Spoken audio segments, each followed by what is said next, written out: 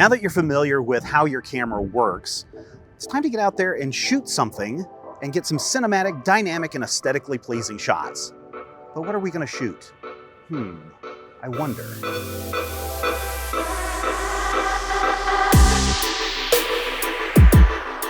A billion years ago, when I was a student, one of the first projects that I worked on was to go out and shoot 20 different shots of a park bench. And I know what you're thinking. This sounds like a stupid idea, but trust me, by going out and getting 20 different unique shots of a park bench, you're going to learn some really valuable things. First, you can practice your videography skills without worrying about embarrassing yourself in front of friends or family. You can make mistakes, and the only people who are going to see it is you and me. Second, you're going to get to spend a lot of time with your tripod and your camera. So you're going to get to learn how all of the features of your camera work, and learning how your camera and its features work will help you master your skills much, much faster. In future projects, you're going to need to shoot a lot of B-roll. And this project shows you that even when you think you have enough footage, there's still more to shoot. And if you can make something as boring and mundane as a park bench look good, then you're going to have no problem shooting B-roll for all of your future projects. A long time ago, in a galaxy far, far away, no, wait a minute, that's Star Wars.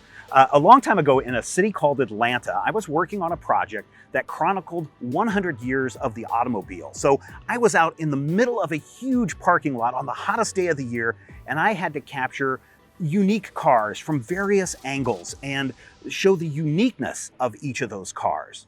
It's kind of like this park bench shot, right?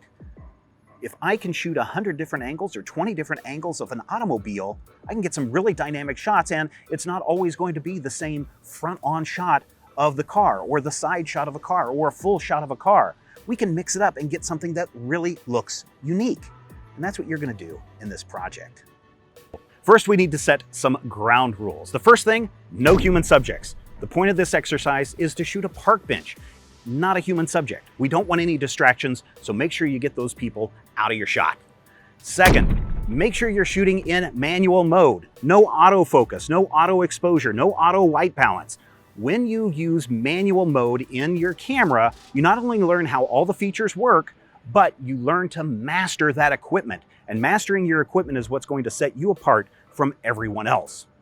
Third, don't be afraid of your subject. It's a park bench. It's not going to jump out and bite you. If you can't get close to your subject when you're shooting a park bench, what's going to happen when it comes time for you to do an interview and you have to get that camera in close to your subject? So don't be afraid of your subject.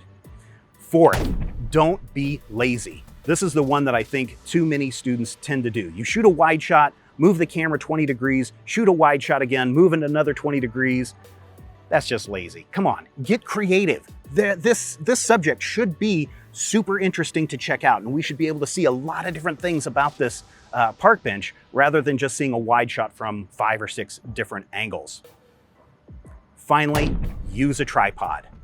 I know you're going to be very, very tempted to take that camera right off the tripod and get in close to your subject or get down low, and that's fine, but it's going to result in a lot of shaky shots, especially as you are a beginner. So make sure you've got that camera on the tripod, get some good, stable shots, practice your composition and framing, and you're going to be good to go.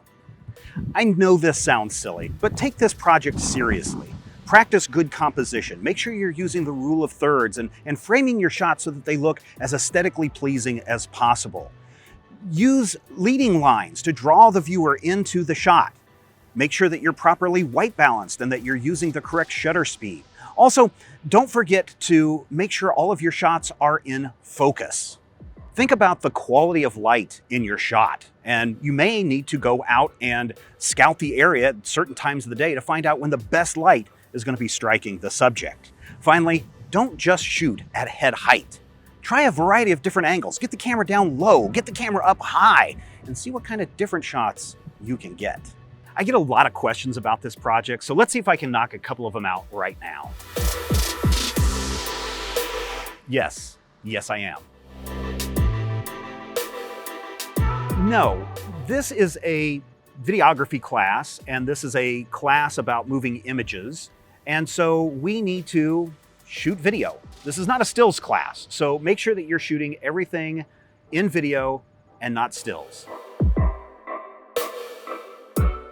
Ideally, each shot should be around 10 to 20 seconds in length. That will give me enough time to watch the video, provide some critique to it, and provide that information back to you so I can move on to the next the next shot.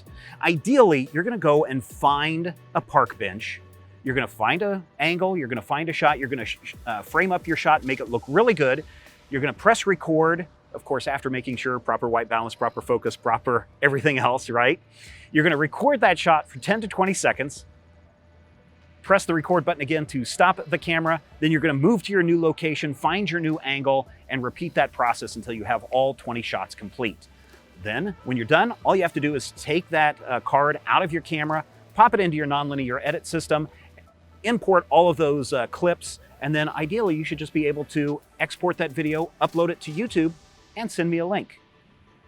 Don't make this project harder than it is. Remember, video production isn't rocket science. However, as a creator, you should want to make sure that every project you work on is as good as it can be.